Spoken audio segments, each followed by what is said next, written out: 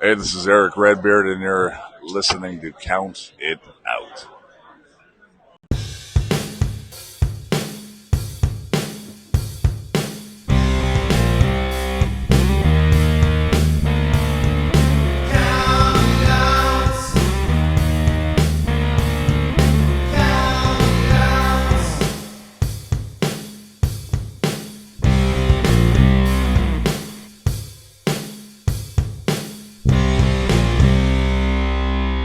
You are listening to Count It Out with Mike and Tyler. What? We are live, pals, and welcome to another edition of the Bill Apter Seal of Approved Count It Out with Mike and Tyler. My name is Tyler. I am joined by the one and only Mike. What's going on? There can be only one. There can be only one Mike, and there is only one Mike. Take that, Mike Santana, TNA champion. I'm okay. Man, I had a way of opening the show this week, but I'm assuming you don't want to talk about fantasy football this week. So, anyways, wrestling is awesome. Fair enough. Cannot catch a break in the world of fantasy football. I'll be sliding down the rankings, but I'll move back up. My team is good. They are just not performing. And I'm playing guys that just have guys that are going off and all the time. Saquon Barkley puts up 40 points and kills me. If you look at the guy that I play, that's all his team did was one player went off. My whole team did well. But alas, I lucked out somehow because on Thursday I was highly projected to lose, and then halfway through Sunday I had a 98% win projection. So it's like I tell my wife, projections mean fuck all in fantasy football. That's it. Well, we And got I gotta say, I didn't do great as much as my opponent just ran into bad luck. yeah, yeah, call that. I like when those weeks happen and I'm the one on the receiving end of the good luck.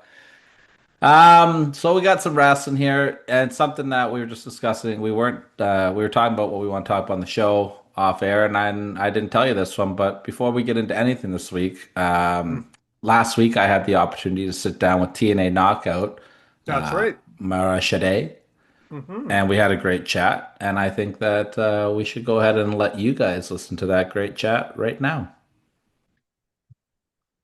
Hot off the biggest event in company history, TNA Wrestling is ready to roll into Orlando, Florida, November 13th to 15th, as well as El Paso, Texas, on December 5th to 7th. You can get tickets for both events right now at tnawrestling.com, and you can see my guests today at both events. I have the absolute privilege to be joined by TNA Knockout, Mara Shade. Mara, thank you so much for being on Counted Out today. Thank you. And you said my name right, so thank you. I've been practicing because I've been studying. Good. I've been studying. I'm so excited. I've learned so much about you in prepping for this interview, and I'm excited to hear your stories. And I want to start right at the beginning with TNA Wrestling with you. You have made such an impact, and I'm using a pun intentionally here since you joined the company. That's what we do here. Cheesy dad jokes on Counted Out. How did things come together to get you into the TNA roster? How did the signing process go for you? I think it just happened exactly the way it was supposed to. It was kind of crazy, but, you know, got released. And not too long after, me and Tommy Dreamer are talking. And that's just like, it felt like, for me to continue my journey, it was an opportunity that I wanted to take. And I mean, clearly it's been going great. So Absolutely. I love what's going on. I'm so blessed. And there's just so much more that I have in store. And TNA has definitely helped me show that and showcase it.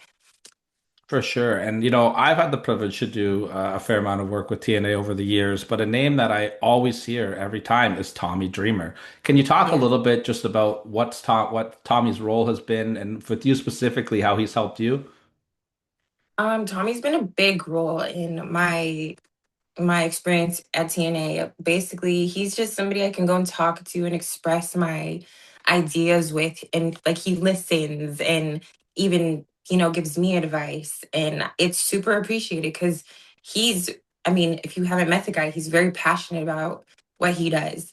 And so and he's done so many things himself. So just to be able to pick his brain, and especially when it comes to promos and stuff, I truthfully value his input because he has so many ideas. So it's been awesome having him, like working alongside him. Well, we've seen you do a lot of work alongside the current Knockouts Tag Team Champion, the Inspirations as well. How fun has it been to work with those guys? It just looks like you three are always having a great time out there. We literally do. Their energy is amazing. They're so fun, and their tag stuff is so like they're one of a kind, basically. And getting to run into them the couple times I've gotten to, it's been great. Like I think we're good together when we have to be, you know what I'm saying? From the showdown to when I first debuted on TNA, like being on their team is great. We have fun. And they're doing their things, and they're holding the titles right now, the tag team titles, and they're holding it beautifully. So I'm very happy for them. Um, Speaking of people that you've teamed with, and a moment that must have been absolutely amazing for you, Matt and Jeff Hardy. You got to team up with them. What was going through your mind when you showed up to the building and you were told, "Hey, this is the plans for tonight"? I was lit. Let me tell you, when I found out, I was like, hold up. Like, I needed a moment, like a moment to take it in because, like, what? Who gets to say that they got to team with the Hardys? Okay. And I believe that I did it the right way, just, paying homage to Lita. And like that whole instance was just a moment. And I wanted to make it mean something. And I think for my journey now, since everything, I want to make everything mean something. And I get that. I have that power to take any moment and make it something. And I did just that, in my opinion. But of course, with the help of everybody else involved. But it was so fun. Like I would totally do it again and For sure. again and again. Honorary member of Team Extreme, right? I'm just saying, extreme shot, eh? I'm Oh, just saying. I like that. I like that. And you did mention the shout out to Lita. Was that something that kind of came into your mind, or was that something that was talked about? Like, how did that whole idea come to be? Because we saw you hit a beautiful No, moonsault, the gear with the little thank like the you. thong hanging out there. That was vintage Yeah. Lita. So my aesthetic has always been kind of like saggy pants and like showing a little bit of the peekaboo undies and stuff. But I felt like this opportunity was the one to again pay homage to Lita and the whole situation. But like it was my idea. I just felt like it was right. You know what I'm saying? Like how could you not? You know? Hell of a moonsault too. I appreciate you. And we did see you and Jeff bond over painting. We saw the Yeah. backstage vignette there. Jeff Yeah. seemed to really be taken back by your work. He took you to see some of his work. Can we maybe see a painting collaboration in the future here? I don't Oh, like to say too much. I just like to do, you know what I'm saying? all But right. Can I take your silence as maybe something to look forward to in the future? yes, take it as that. All right, all right. Well, we'll move on. I don't want to let the cat out of the bag here.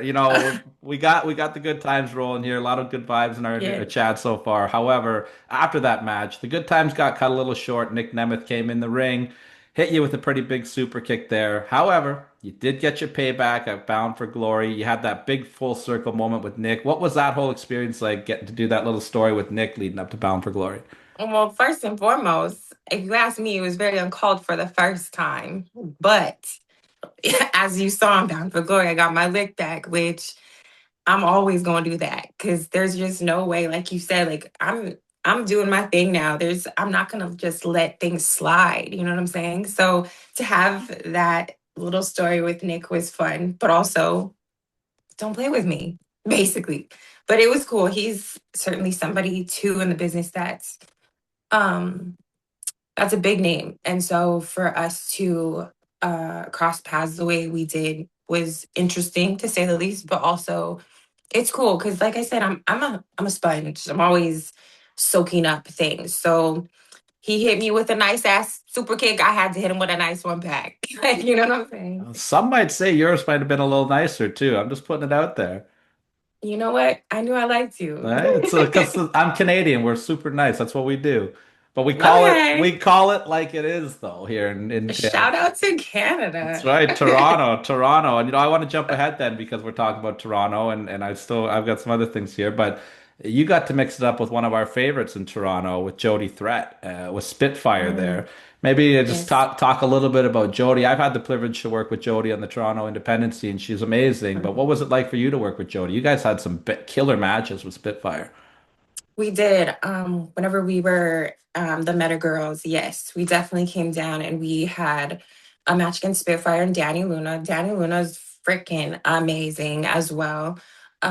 Jody, she's great too, like so much energy. And yeah, first time I saw her, I was like, hold up. But in a good way. Super exciting, lots of energy, explosive. Um, it was fun working with her. And I know that we're gonna probably, run into each other some more. Of course, we're in the same locker room now. So that'll be fun to um meet her in the ring on singles competition. Yeah, it kind of feels like you guys are both on the way up to possibly that knockouts title area there. You're both on a rise right now. Just saying. Well, Just saying. I want to go back to Bound for Glory and talk about the Hardys again. We saw one final table, the Hardys and Team 3D. Incredibly emotional match. What was that like for you to watch that happen? That was surreal. I think it's crazy just thinking back because again, Bound for the Glory is the biggest event of the year for TNA, and like we grew up watching these two teams. And so for me to be there physically watching it go down, like I was at a loss for words, but also yes, emotional. It was nostalgic to be honest. Very much like I was wrapped into that whole match the entire time. Um, but again, I guess the perfect word to describe it would be surreal because what like I mean you watch it and you're just like, wow, back in the day they were, and they're still in their prime, they doing their thing. Mhm. But they back in the day they were in their prime doing this. And now I'm like, in this day and age, 2025, watching them, and it just kind of solidifies or shows the love for the business. And like, especially the end, you know what I'm saying? When they're passing off their boots, like, damn, like this is real. Tell Like the wrestling for people is life. And it's beautiful. Like it's an art for real. We put our bodies through so much. And this match was like a testament to all of that, in my opinion. I just felt like it was so meaningful in that sense that like these men love this and people are willing to do this till the end, you know what I'm saying, till they can't no more. Absolutely, So absolutely. Very well put there. You've yes. done some awesome things since joining the TNA roster, and a big moment for you was being on Team TNA as you made your return into the NXT environment. Um, Mhm. did you have a little bit of extra motivation walking back into that building and representing the TNA knockouts? It's kind of like, hey, like, look what I'm doing right now. Hell yeah, 1,000%, just because of the circumstances of the whole entire situation, like you said, or like people have said, it was like a head scratcher when things went down the way it did, even for myself. So for me to go back in there, it was definitely a moment for me to basically, hey, what's that? Like this is what I'm on now, and show out basically. Just to show them, just to show them what they missing. But also, I don't even like to consider what they're missing. It's just like things happen for a reason. Like I just feel like I'm in this place for a reason, and I'm gonna take the opportunity and put my best foot forward and give it all that I got. And yes, if I'm gonna show them too, I'm gonna do that as well.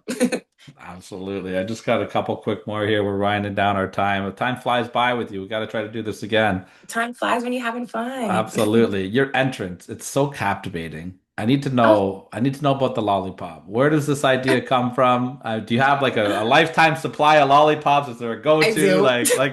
Let's get some dirt on the And if you ain't lollipop. noticed, we got one around the neck as well. Uh, But the lollipop is my symbol. Basically, for me, what it is, it's a symbol meaning ain't, excuse my language, but ain't a damn thing sweet.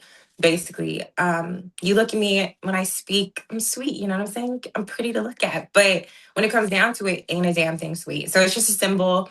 that represents me. And I feel like it's just something that is tangible that people can, point, I guess, me out in a crowd. Like, oh, she has the lollipop. Like she always has the lollipop.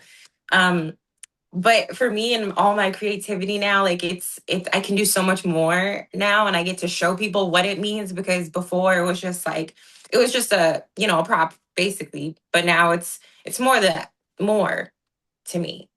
So I'm excited to put that out there too and show people like what does a lollipop mean. But for the most part, it is a symbol of ain't a damn thing sweet when it comes to me. I like the case too. Big fan of the Oh, case. thank you. And Okay. again, like people have done lollipops before in wrestling. You know what I'm saying? For me, it's like, how do I make it me? How do I make it different? Mhm. I ain't never seen nobody with no lollipop case to save it for later after I beat your ass. Like, you know what I'm saying? Um, just just saying. I love it. The last question I'm going to ask you, I like to end all my interviews like this. When you take a look back at everything you've accomplished so much in your career, and you've done so much in such a short period of time, what are some personal Yes. moments for you that you just think about that make you smile, make you happy? So many. Gosh. Looking back, is this like over my entire Yeah, career? just any personal moments for you. It could be an interaction with a fan or a live event or just something that you look back on like that was cool. I did that with my friend. Just some things that make you smile to think about. To be honest, it would be having my sister and my niece in the audience at my first show, my first live event. Because you want to perform and show your family like what you're doing. So, and you want to have support, you know, out there rooting for you as you're doing your thing. So that was probably the biggest moment. She had a sign for me. Um, it was just a big moment because it's like, damn, like my little niece is one of my biggest fans, and she's in the audience watching me, and I get to look out and like, you know what I'm saying, acknowledge her. So that'd probably be a big moment. But second to that, I'd probably have to say being in Saudi Arabia. Like I'll never forget that either, because I've never been out the country until then, ever. Wow. So I'm never gonna forget going to the furthest part of the world and performing with the greatest in the business, Bianca, Chelsea, Io, Kyrie, all of them. So never gonna forget those two moments. Absolutely. Well, in the new year, we're going to see all those women and all the knockouts. Hopefully, seeing you holding up that knockouts championship. We're That's cheering right. for you here on Count It Out. We look forward to Thank seeing you you. have continued success in TNA. The fans in Orlando and El Paso are definitely look forward to seeing you roll in. Get your tickets now because I don't know if you've been paying attention, but TNA is rolling in front of some massive crowds right now. If you don't That's get them, right. they're going to be sold out. I can't thank you Mhm. enough for joining us today. Thank you so much. Thank you. So don't forget, sorry, Yeah. but get your tickets at TNA Wrestling/events. And if you want anything and everything TNA, get the TNA Plus app. Such a pleasure to sit down and speak with her. So many fun things when I was researching her, and there were so many things that I didn't even get to talk to her about in that interview because we just all of a sudden the time flew by. But she was kind of discovered by The Rock. We didn't get to talk about Mhm. that in the interview, and she did all that work with the Hardy Boys, of course, and Lita, like you heard there. She represented Team TNA in the NXT war. Yep. And I just think that, there's a really bright future for Mara here. And I think she could be a breakout star for TNA Wrestling next year. The only thing I disagreed with is when you called it the TNA NXT war. Let's hold off on that word. That was Are more of they, that was like a pillow fight. are they more like friends with benefits? Oh, TNA and NXT, friends with benefits. that's with benefits. Oh man. Well, I mean, that still wouldn't be as bad as some of the names on my worst pay-per-view names list. So fair enough. Well, we had Good Friends, Better Enemies pay-per-view before. Why can't we we, have the we Friends with did. Benefits pay-per-view? That's it. I like that. That'll be Jay and Tyrone's next podcast. See, and that would be a great first pay-per-view in a trilogy for them because everybody knows Friends with Benefits never works out. True enough, you're not wrong. But Oh. we don't need to talk about college anymore. Slow. The second part of the pay-per-view would just be called Tyler Experiments. Told you not to bother me when I'm cleaning my room. We're in a bit of a lull in the world of wrestling right now. There's not a whole lot going on right now. We're Yeah. we're kind of in like the middle ground building period to some big things. We know stuff is coming, but it feels very stagnant right now. Yeah, like TNA is just coming off their Bound for Glory pay-per-view, which is huge. So they are Mhm. like kind of building up to the next phase. Now we are living in the Mike Santana era of TNA. I will say I was very disappointed to see the Hardy Boys lose the tag titles so quickly to the Dark people, the Dark Order, or what are they Oh, called? Dark State. Did they Dark. they lost it? They lost it at Halloween Havoc. I didn't Yeah, watch, so yeah. yeah, they lost at Halloween Havoc. Jeff came out with his face painted up like the Fiend Bray Wyatt. It looked I awesome. did I did see a clip of that, and I guess and apparently my prediction was wrong. It wasn't a match at the compound, apparently. Mm. So did you watch the match? No, What I kind of just match watch did they a put high. on? They had a hardcore match basically. It was just they called it No, like the Hardy match, but it was because just a no rules match. well, that sucks. Because I went and I watched after we podcast last week. I watched that promo they cut, and I loved it. I It was loved amazing. everything about it, and that should have been like a deletion match. That should have been a Broken Universe match because the way that promo ended with all the like, with the trees opening their eyes and stuff like that, I'm like, well, yeah, that's what this match should be. But I I think that was a huge missed opportunity right there. That promo was wonderful. Yes. But yeah, I was very disappointed to see that. Blake Monroe, she won the women's, not the women's championship, but the women's like North American championship or whatever that Sure. belt is in NXT. So I think that's a good move to start. We were talking about the upside that we see in her last week on the show, and it looks like Mhm. they're already starting to roll with that. And Ricky Saint defeated Trick Williams in the main event, so no really surprise there. Disappointment on my end because I'm not a Ricky Saint guy. But yeah, I mean that's going on. We saw on SmackDown Jade Cargill turned heel, which I think it's long overdue. I think that there's a lot more legs on Jade as a heel than a face. Um, Well, what's the? I didn't watch it. So what's the context she here? absolutely destroyed Tiffany Stratton, and it set up their match for Saturday night's main event. Okay. And I think that this is the time. I think they should pull the trigger on Jade here. I think Jade as a heel with the championship is a good thing. And especially, you got to think that we're going to be seeing Bianca Belair back soon from that hand injury she Yeah. suffered at WrestleMania. She's still on the shelf from that. Yeah, Heel. and with Naomi gone with pregnancy, there's nothing else for Jade to really do, right? So this is a good move for her. Yeah, and she was a great heel in AEW. Like I Mhm. think her character works better as a dominant heel than a dominant face. Like Sure. it's weird to see like when Vader was a face, like it just worked better as a heel. Like when you have this Yeah. big dominant like she should be killing everybody, right? And it doesn't. The only person that ever worked for was Goldberg, like as the dominant baby face, like in my opinion at least.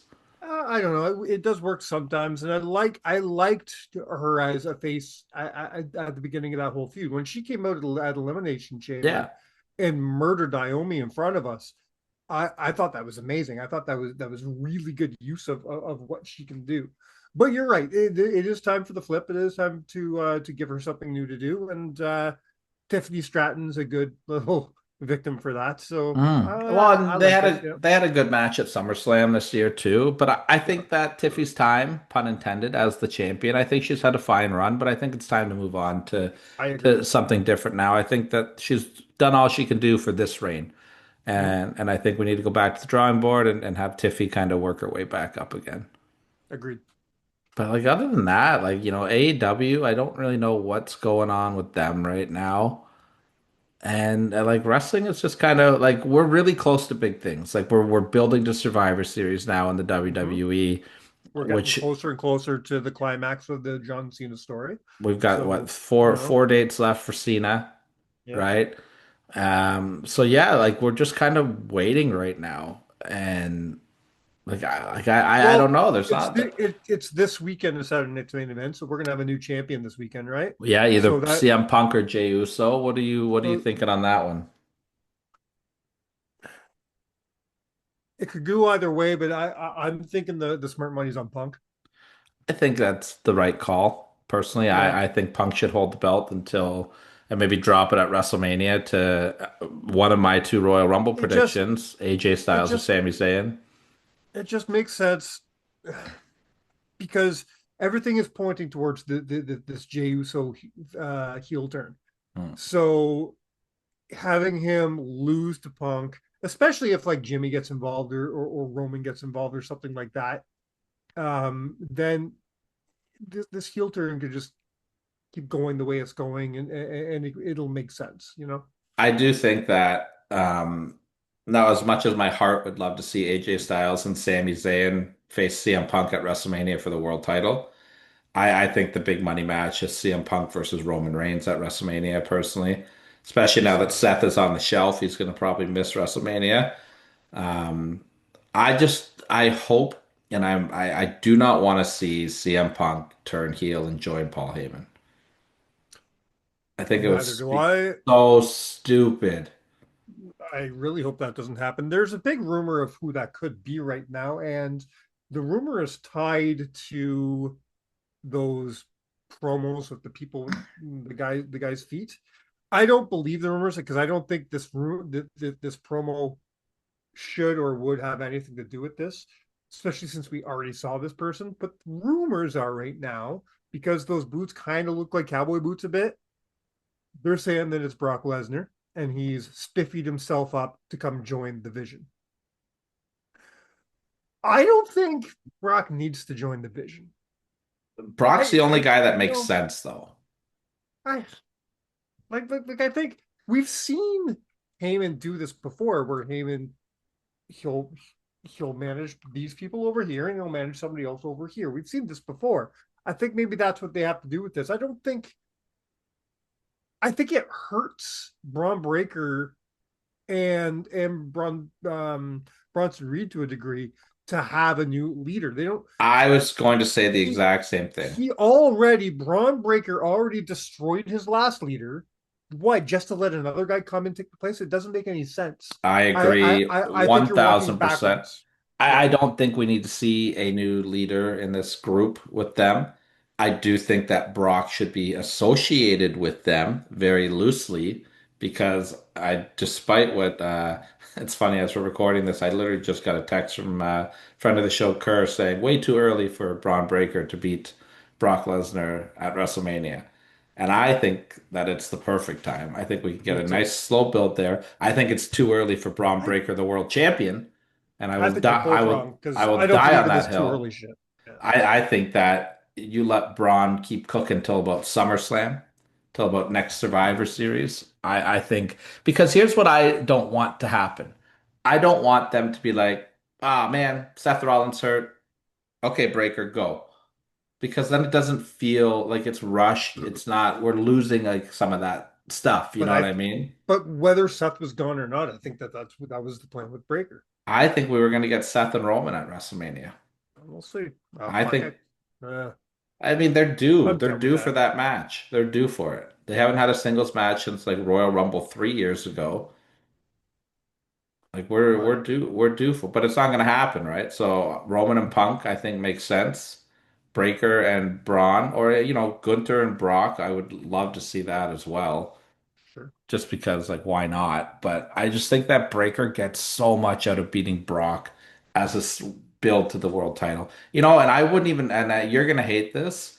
I wouldn't even have a problem with Braun Breaker winning Money in the Bank, and that's how he wins his title too. I don't hate it. It's just a lot can happen between now and June. Hmm. So that's hard to even speculate right now. It's hard to even think. I don't hate the idea of him being the Money in the Bank guy because, like we've discussed in the past, it's very hard these days to find someone who can utilize that briefcase properly. Could you Um, imagine the promos he could cut though with Heyman where like well, that's it. let's just say like a match ends between whatever R-Truth and Austin Theory, right? And then all of a sudden Breaker just hits the ring and hits a spear and has like a fake 1, 2, 3 count. He could hold the briefcase up and like, see how quick that was? Keep your guards up, champions. I can strike at any time because he's so Yeah, fast. And he's that fucking spear is fast. so devastating. I Yeah, just think like there could be a lot of great teasing with that. There could be a it's couple of false cash-ins, a couple of it's close funny. calls. It's funny he runs around the ring. Gets me every time, man. Like, Yeah. holy shit. Dude, that guy hauls ass. When he hits the ropes, the ring moves. Like, we are all in agreement. I do think that he is the number one candidate to break out right now. Like I think Yeah, we're getting definitely. close to it. I just think they don't rush it because Seth got hurt. I, I think they were on this projection whether Seth got hurt or not, though. But I with really do. Seth being hurt though, I think it changes a lot. I think they need to tweak now because the slow build, like Braun and the Batista role, I think is the way that that was going to go, right? Yeah, yeah, So definitely. now that we've lost that, maybe let's pull it back a little bit and not just be like, ah, fuck it, give him the belt. Yeah, Ah, you know what? Let's put Punk and Heyman back together. Fuck it. Seth's hurt. Oh, fuck. We'll do all this yeah, shit. yeah. And then what we're gonna do? We're gonna raise the ticket prices another fucking hundred. Raise them another $150 a ticket. Yeah, fuck it. You know,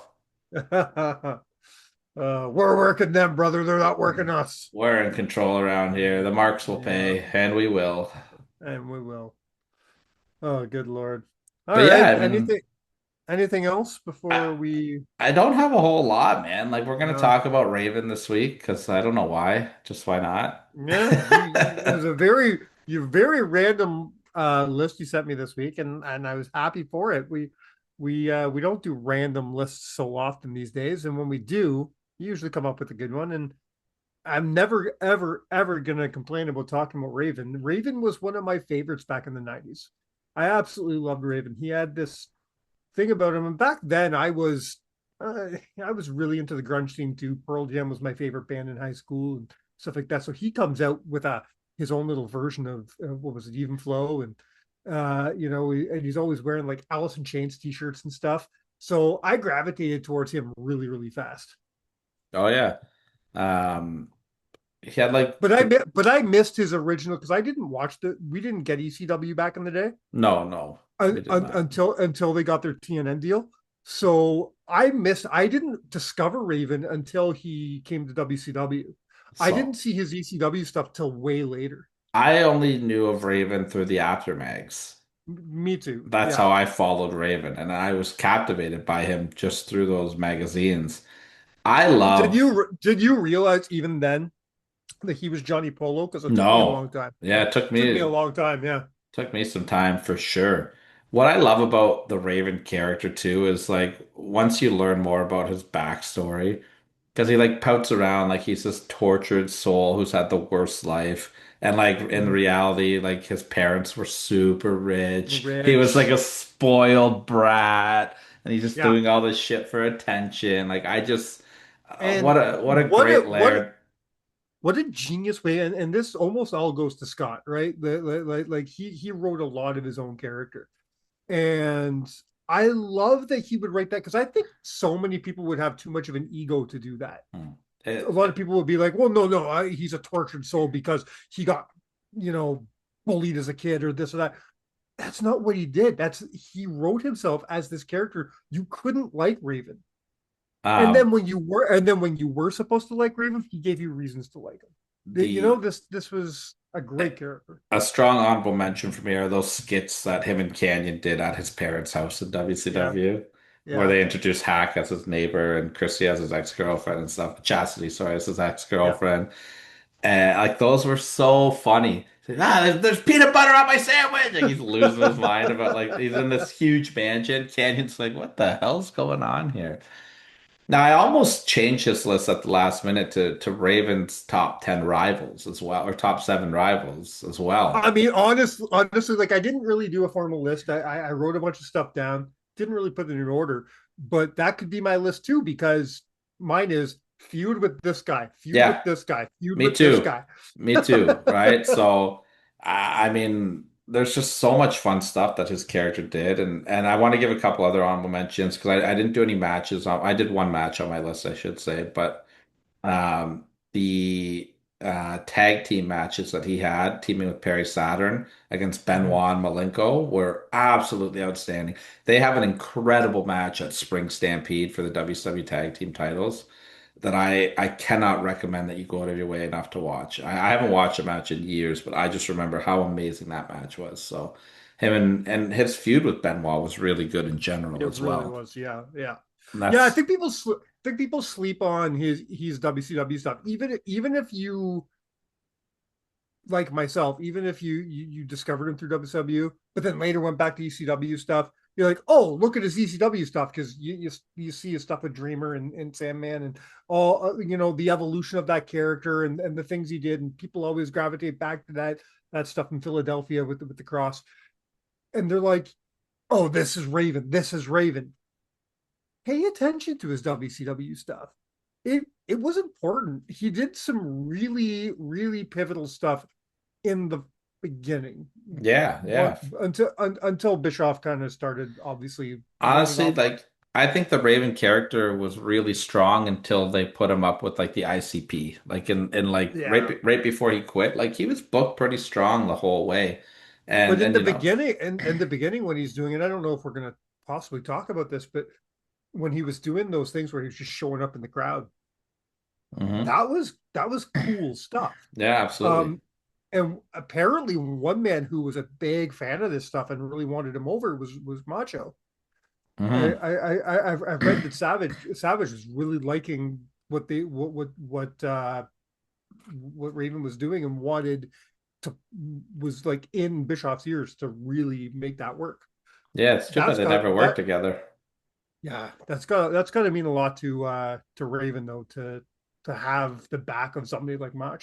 I also love that everybody has a Raven impersonation.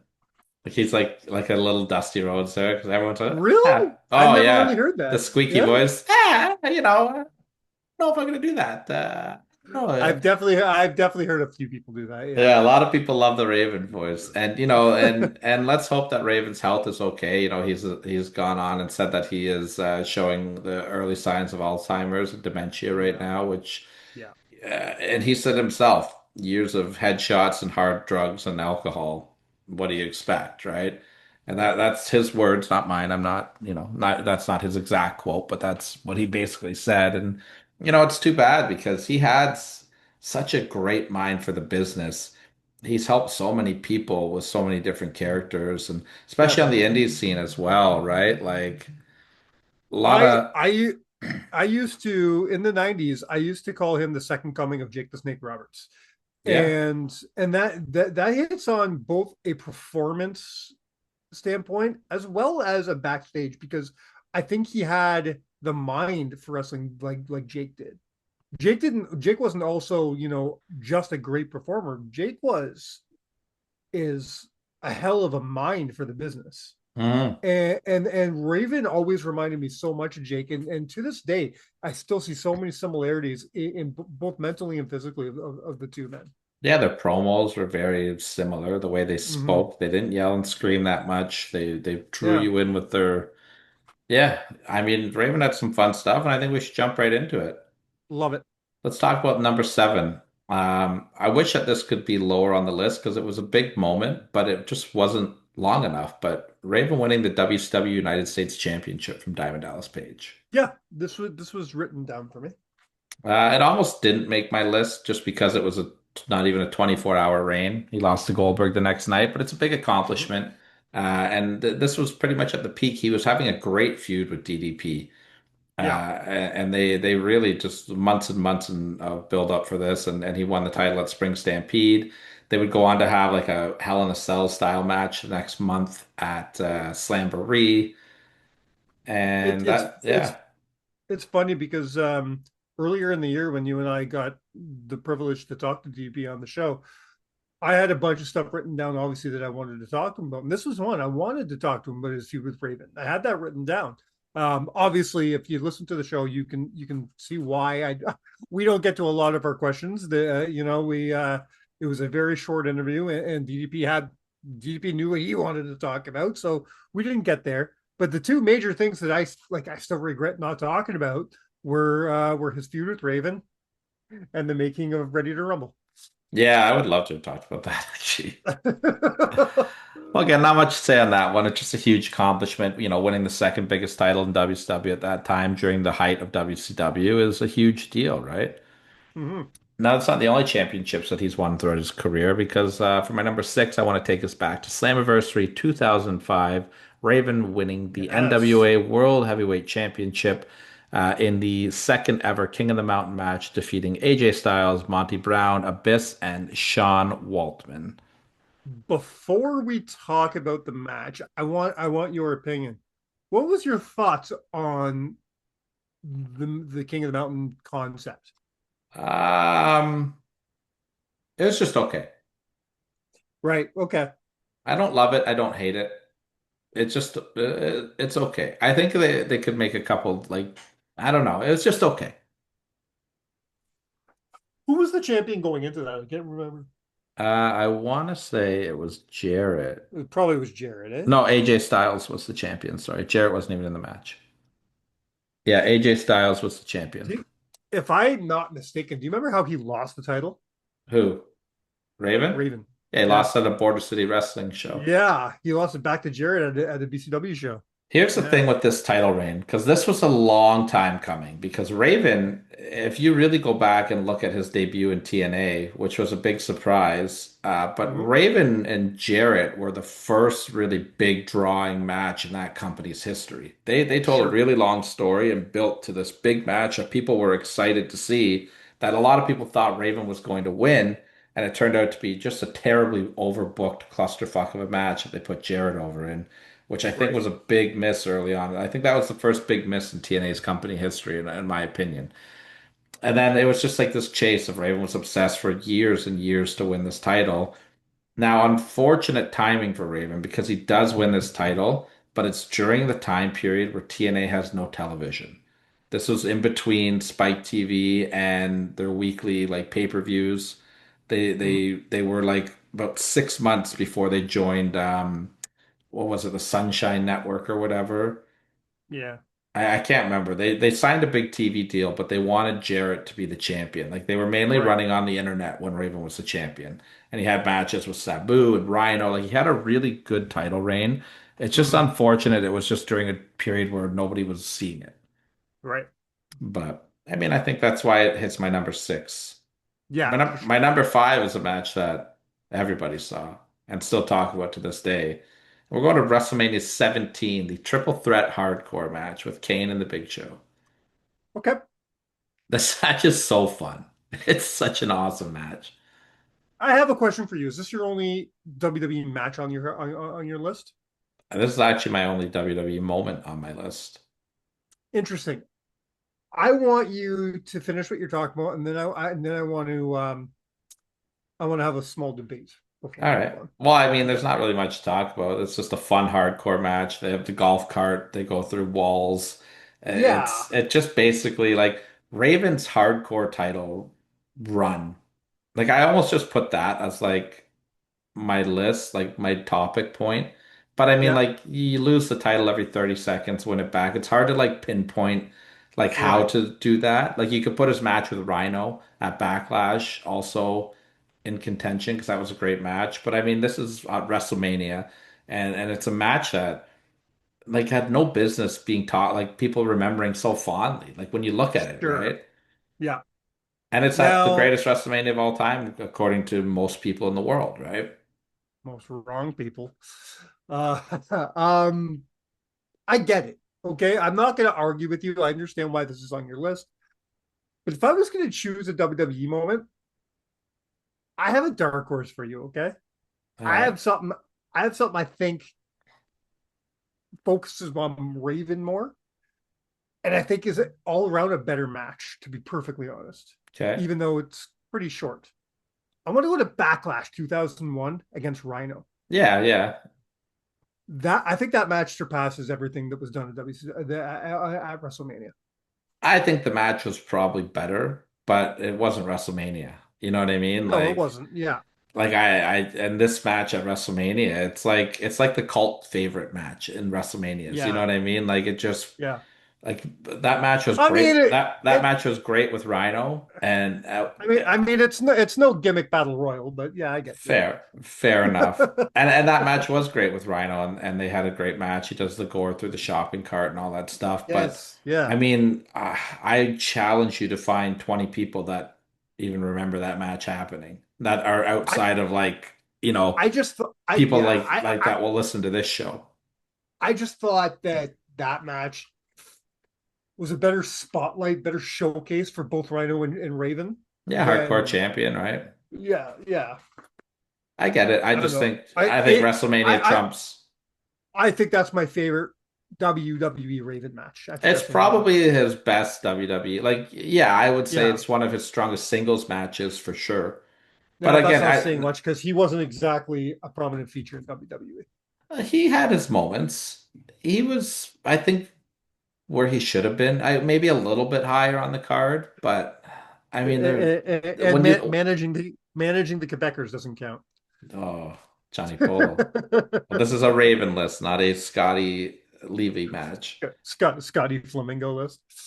Number four, we are going to something outside of um, everything else, and something that I think really helped was one of the big reasons that helped build this promotion. I'm going with Okay. his feud with CM Punk in Ring of Honor. This is in my top three Yeah, for sure. this is Yeah. phenomenal work. My whole top three is feuds. My one, two, and three are feuds, and this is my number three. Mhm. I'm gonna take heat for my number three placement, but I have Because this reasons for because this went on from ROH to TNA, did it not? it. Yeah, Kind of. yeah. Well, they kind of Yeah. took this feud all over the independents, in all honesty, Yeah. right? Like Yeah. they did it in MLW, they did it on Indies, they did it over in the UK, but Yeah. Ring of Honor, like that's where like the first time I ever discovered CM Punk was because I was a huge Raven mark at this point. Right. Sure. And I saw the promo that Punk cut after he's covered in blood with Mickey James, and he's like, "I hate you, Raven. You have fucking pissed away more in drugs and alcohol than like for what like this whatever that promo was incredible." Yeah. Like, Yeah. um, and that's the first time I ever saw CM Punk, and I've been a fan of his ever since to this present day. And that's directly because of Raven. They did Clockwork Orange House of Fun matches. They did cage Yes. matches. Terry Funk and Tommy Dreamer were involved in this feud, and Raven gave Punk the rub, and without that, we don't get Punk versus Joe. And I really think that this feud was a, the biggest moment, like in CM Punk's early career, that helped elevate Agree. him to get to the status he's at today. If we were doing a CM Punk list, I think you still have to talk about this. This is in the number seven range for sure. Even though done massive things in his career, I think you still need to talk about this because without this, you don't get where we get with Punk. This Mhm. is a very pivotal, important moment for Punk, but it's also important and pivotal for Raven because I think this is where Raven's career started to change. This is where Raven became, hey, I'm the guy that's going to build the future. And that's And when exactly what he, it was, right? yeah, and when he saw what he could do, he continued to do it for the next 2 decades. Mhm. My number three is a feud that will never end, and it is continued on until a couple of years ago when Raven went to the Hall of Fame.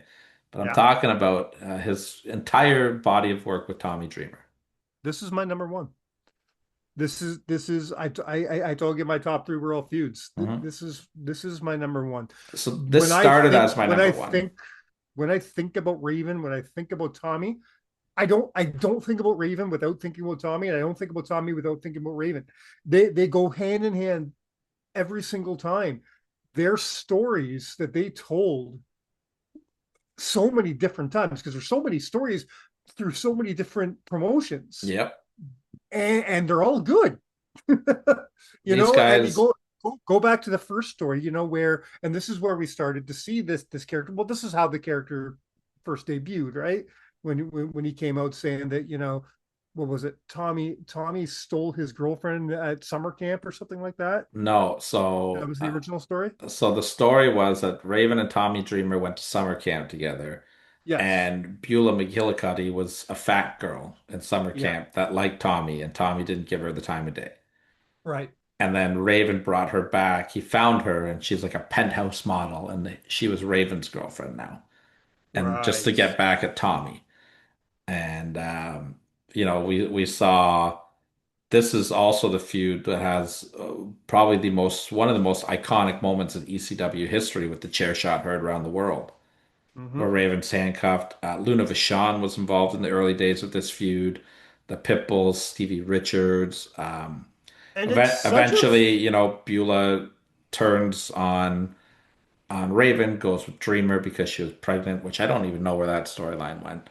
yeah, But the other thing I really liked about this was that Tommy Dreamer never could pin Raven. right. Raven would always get the win somehow. And then it built up to their loser leaves town match at WrestlePalooza, and Hmm. Dreamer finally beat Raven. And then that's when they did. It's And then immediately after that match was this great angle with where Jerry Lawler invaded ECW. That's right. That's That was right. immediately after this match, which is this is one of my favorite ECW moments of all time, and that led right into Taz winning the TV title, I believe. Hmm. Like it's I think the best one of the best booked ECW segments ever. One of the most interesting parts about this entire story is it shouldn't have worked the way it did, and this is a testament to the great writing of Scott and possibly of Paul Heyman. Because if you break it down, honestly, Raven should not have been the villain. Tommy should not have been the hero. Tommy was the rich kid who didn't want anything to do with the fat girl. That's not hero to me. Scott was the kid who got bullied and stuff and coming back and trying to get back at his bully. That's not villain to me, but they made it work. They took things that shouldn't go together, put it together and said, "We're going to give this to you and you're going to fucking love it." And we did. It's such good storytelling. This is, I want to say, top tier storytelling that ECW did. Out of all the stories ECW told, this is probably in the That top two of what they did. they had the moment with Kimona also, and then Yeah. they were her and Beulah were lovers now, and then Dreamer's like, I'm hardcore, I'll take them I'll both. take them both. Can I These guys fought though in ECW, Mhm. WWE, Yep. TNA, TNA. Ring of Honor. Like the feud carried to all of these promotions, right? In Ring of Honor, Yeah. they actually worked together to take out Punk, but their history Oh, was there. well, in ECW they work together as well. We'll Yeah, talk about that. that's gonna tie right into my Yeah. number two when you're ready. Okay, good, because I was hoping to talk about this in an honorable mention. Let's go. This is my favorite Raven moment. And I think this is Raven's most iconic moment, and it should be my number one because of that reason alone, but it can't be because of other stuff. But Sure. as far as when I think of Raven and I think of all the cool things he's done, his return to ECW, I think is his biggest singular moment of all time. Okay, so I want to go a little bit deeper here because what I wrote down was the way he left WCW Hmm. plus his return to ECW because I think they go hand in hand and both are very important. I don't know a lot Well, of people remember how this went down, but basically Eric Bischoff went into the locker room and said, "Hey guys, I know you're not happy with the way things are going in WCW. Anybody who doesn't like where they are right now, there's the door. You're welcome to leave." And Raven left. yeah, Raven got up and left. Raven got up and said, "Yeah, fine, fuck you," and he left. He went back to ECW. He was only there for a little bit of time. Then he went to WWE, About a year, yeah. about a year. But he went back. We're about to talk about what he did when he went back. But that was huge. Nobody did that. So I the and I and I, and to I take don't think that Bischoff expected anybody to call his bluff. No, he didn't. And to take that back even a step further, so the condition of Raven's release was you cannot go work for the WWE for a year. Yeah. So that's why he was in ECW for exactly a year. Raven did get up and leave. That all that meeting part is true, and that backstory is important to it. But the actual moment itself and the reason why it makes the list. So this was the Dudley Boys last night in ECW, Mm-hmm. and they were the ECW Tag Team Champions. And they were at the Yeah. Madhouse of Extreme, the Manhattan Center in New York City. That amazing venue. That venue's got such a Yeah. great look for it. Love that venue so much. And the Dudleys are saying, we are going to take these tag team titles on Monday Night Raw and throw them in the garbage. Fuck you, ECW. You're trash. Da da da da da. And who comes out but Tommy Dreamer by Mm-hmm. himself with an injured back? He was injured at the time. And he, of course, is Mr. ECW, and he is going to defend the honor of ECW. And we got a match for the tag team titles. and they come to the spot. Dreamer's getting beat down the whole time. They go for the 3D. We get a hope spot where Dreamer, as Devon picks him up, turns it around, hits a DDT. So Dreamer's out with Devon. All of a sudden, the crowd roars. Here comes Raven, running a WCW talent, as far as everybody knows, because this is before the internet where we all knew that, right? And Yeah. Raven jumps in the ring, hits the even flow DDT on Bubba, and pins him. Tommy Dreamer has no idea that this is happening because he's out, right? Yeah. He's been beat down. Yeah. The crowd is losing their mind, rightfully Yeah. so, because and that's also how Raven debuted in TNA, which is amazing too. Nobody Exactly. knew, Yeah. right? Raven is hitting the Raven pose, holding the tag team titles in his hand. Tommy Dreamer slowly turns around. Raven hands him a title, and the look of sadness and like what the fuck on Tommy Dreamer's face because Dreamer, I believe, had never won a title at that point. This was his first title in ECW, or at least Mhm. since like they were bigger, before like the Yeah. territory days.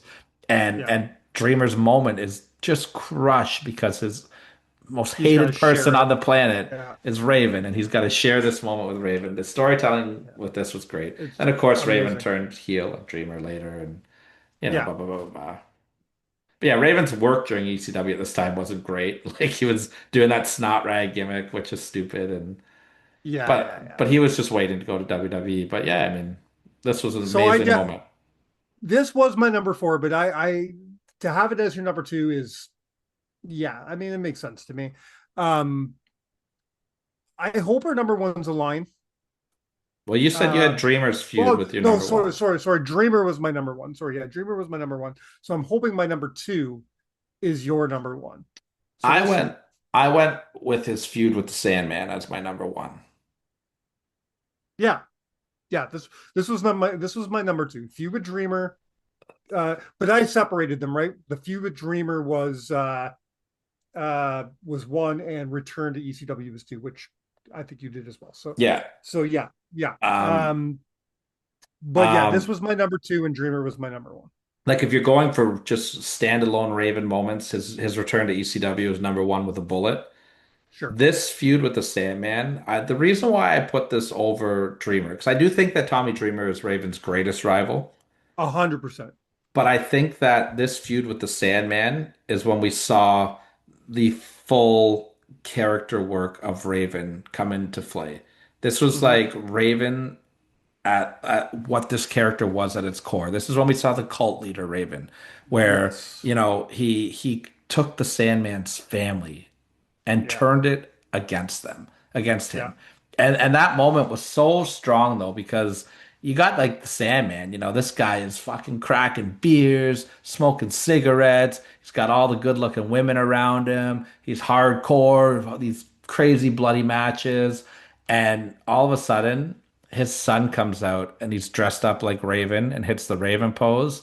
And this grown man starts weeping like a child, like a baby. He is Hmm. crying, bawling his eyes out, and he leaves the ring.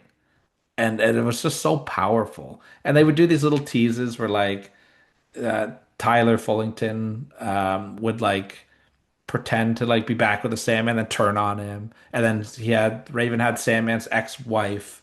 During this feud, they had a barbed wire match where Raven won the ECW heavyweight title. And then of course you had the very infamous or famous, depending how you look at it, crucifixion angle as well, all wrapped up into Yeah. this feud, right? Yeah. Yeah. There's just so much to unpack in this feud. And I just think that to understand Raven, the character at its peak, Hmm. this is the feud to see it at. And take another little sidestep here. Since we're talking about Sandman, I want to ask you a question about Sandman moments. What do you think is the bigger moment? Singular moments, not all around moment, the singular moment. The one you just talked about, him crying in the ring, or the reveal when he came back after being blinded by Tommy Dreamer. I think Because the I that was a big one too, right? I think the reveal was more memorable, but I think the crying was more powerful. Sure, that makes sense. Yeah, I definitely think so. I do have a couple honorable mentions. Hmm. Winning the tag titles with Stevie Richards and ECW. Um, His feud with Jeff Jarrett, we kind of talked about, and his TNA Hall of Fame induction. Those were my honorable mentions for Raven. You could also, like we talked about, the tag team with Saturn he had in WCW, the whole flock in general in WCW. Yes. Like I didn't really know how I to put that on my list. Like I kind of no, wanted to put that as my number seven, but it was just like so, I don't know. I didn't really know how to do that. I wrote down the Flux slash the Gathering just because I loved both those angles. I wrote down his original debut in ECW. Yeah, the promo we cut. I like that a Well, I like lot. the build up to that because Stevie Richards would come out and be Stevie the Body. Like I don't know if you Yeah, remember that or not. He would, and then he would be Stevie Polo. Like he was like, yeah, yeah.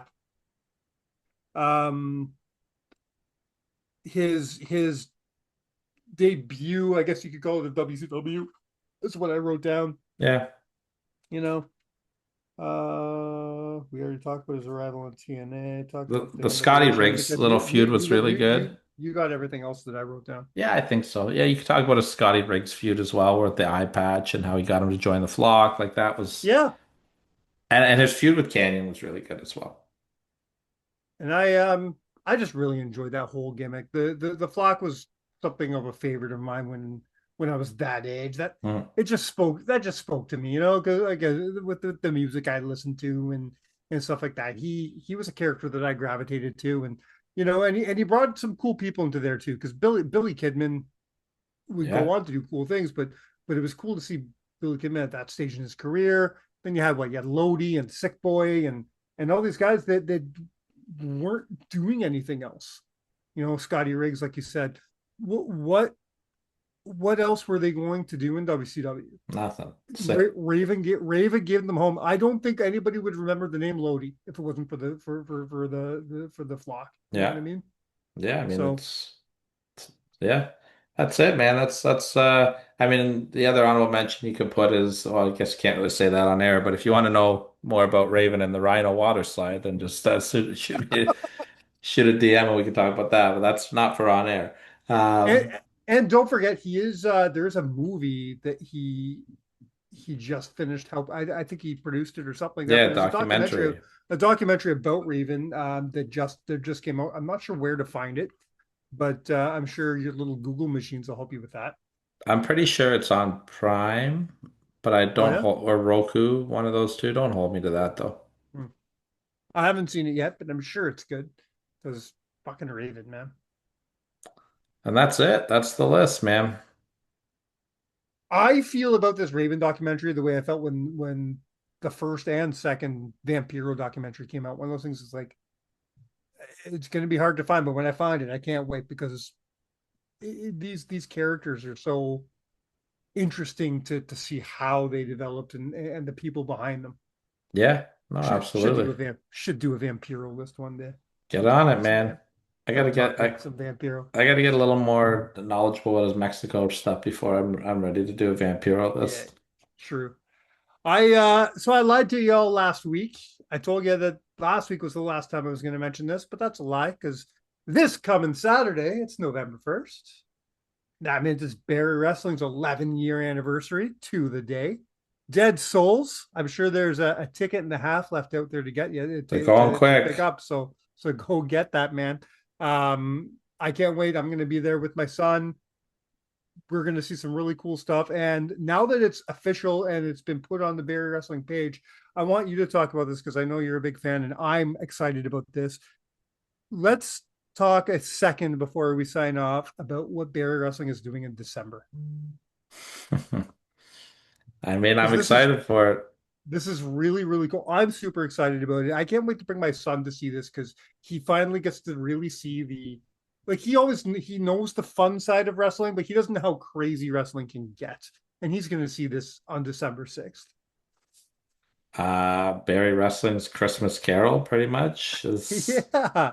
I'm And not gonna. we're I don't not want to say no, too no, no, much. we're not going to go into anything else. I'm only talking about what's been revealed. All that's It's been revealed so far online is that on December 6th, Barry Wrestling presents a Christmas Carol. That's all so. we're saying. Use Here's your what imaginations of what could happen. here's what I know, and this is all I will say. I don't know what to expect from this show, but I know Expect the unexpected, man. all I know is it's going to be like something you've never seen before in professional I can. wrestling, Mhm. and it's going to be awesome. Yeah. Anybody who has seen Merry Christmas shows are always very out there, very different, very, very fun. The first one you and I ever took part of, Corey Stone destroyed our table and assaulted you.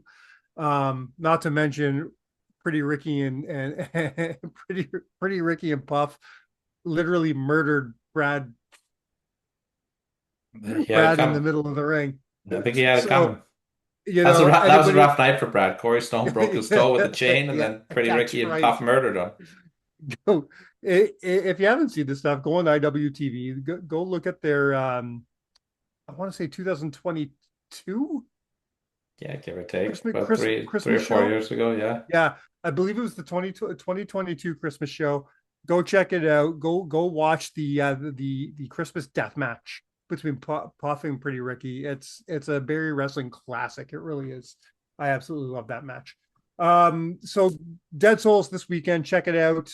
Get your tickets early for the Christmas show on December 6th. You're really not going to want to miss that. Hmm. I'm pushing friends from all over the province to come because I think this is going to be a don't miss show. It is. I It's really going to do. be so fun. I really don't. I'm really excited about the Christmas show. Last year's Christmas show, we saw Josh Alexander's last Ontario independent match. That's right. This year, who knows what the hell we're going to Who see? knows? All right. You have anything else, my friend? I got nothing, man. Okay.